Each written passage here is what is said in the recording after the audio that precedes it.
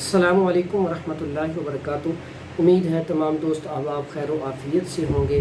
हमारा आज का जो मौजू है, टॉपिक है भूख का ना लगना।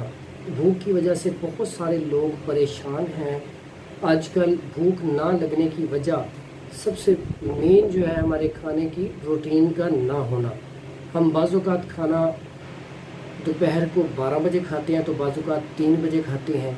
इसी तरह सुबह का नाश्ता है, इसी तरह रात का खाना है। बाज़-औक़ात हम एक रोटी खाते हैं तो अगर बाज़-औक़ात अच्छी चीज़ बनी हो तो 3-3 रोटियां भी खा जाते हैं। सबसे पहले हमारी अपनी जो तरतीब है इसको ठीक करें। खाना हमेशा टाइम पे खाएं और एक खाने का दूसरे खाने से वक्फा 6 घंटे का हो। इसकी एक बहुत बड़ी बुनियादी वजह ये है कि अगर हमने खाना दोपहर को खा लिया तो हम किसी के पास मेहमान गए तो उन्होंने बोतल की पेशकश की, हमने बोतल पी ली। आगे थोड़ा सा गए, उन्होंने चाय की पेशकश की, हमने चाय पी ली। थोड़ा सा आगे गए, उन्होंने हमें बिस्किट खिलाए, हमने बिस्किट खा लिए। फिर आगे गए, किसी ने बर्गर खिलाया तो हमने बर्गर खा लिया। तो ये चीज़ें दरमियान में छोटी छोटी जब हम खाते जाएंगे तो हमारी भूख मुतासर हो जाएगी। भूख के लिए याद रखें 6 घंटे का वक्फा ज़रूरी है। उसके बाद खाना खाया जाए, वो भी अगर भूख हो तो। अगर भूख ना हो तो खाना नहीं खाना चाहिए, वो जुज़्वे बदन नहीं बनता। जब हमें भूख लगी हो तब हम अगर खाना खाएंगे तो वो जुज़्वे बदन बनेगा और साले खून पैदा होगा। और दूसरी बात, जब भी खाना खाएं उससे पहले हाथ धोएं और बिस्मिल्लाह पढ़ के फिर खाना शुरू करें। जब आप बिस्मिल्लाहिर्रहमानिर्रहीम पढ़ेंगे तो इससे खाने में बरकत आ जाएगी।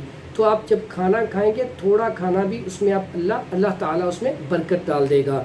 दूसरी बात, खाना खाने के बाद अल्लाह का शुक्र अदा करें, खाने की दुआ ज़रूर पढ़ें। अल्हम्दुलिल्लाहिल्लज़ी अतअमनी व सक़ानी व जअलनी मिनल मुस्लिमीन, ये दुआ पढ़ें। या आप वैसे ही, या अल्लाह तेरा शुक्र है तूने मुझे खिलाया और पिलाया, ये भी कह सकते हैं। और भूख के लिए बड़ा आसान सा मैं आपको एक नुस्खा बता देता हूँ, लेकिन नुस्खा बताने से पहले आप हमारे चैनल को सब्सक्राइब कर दें और सब्सक्राइब करने के बाद जो बेल आइकॉन का बटन है उसको आप क्लिक कर दें ताकि हमारी हर आने वाली वीडियो आपको पहुंच सके। और अगर आपको हमारी वीडियो अच्छी लगे तो उसको आगे ज़रूर शेयर कर दिया करें ताकि आप भी सदका जारिया में शामिल हो सकें। अब आप नुस्खा नोट कर लें। इसमें अब सबसे पहले अजवाइन ले लें 100 ग्राम, पुदीना ले लें 100 ग्राम, मीठा सोडा ले लें 150 ग्राम, काली मिर्च ले लें 10 ग्राम और उसके बाद आप ले लें सूंड 20 ग्राम। इसमें आप काला नमक तकरीबन 50 से 60 ग्राम डालें। इसको अच्छी तरह पसाई करें। पसाई करने के बाद आपकी ये फक्की, जिसको हम हाज़म भी कहते हैं, ये तैयार हो गया है।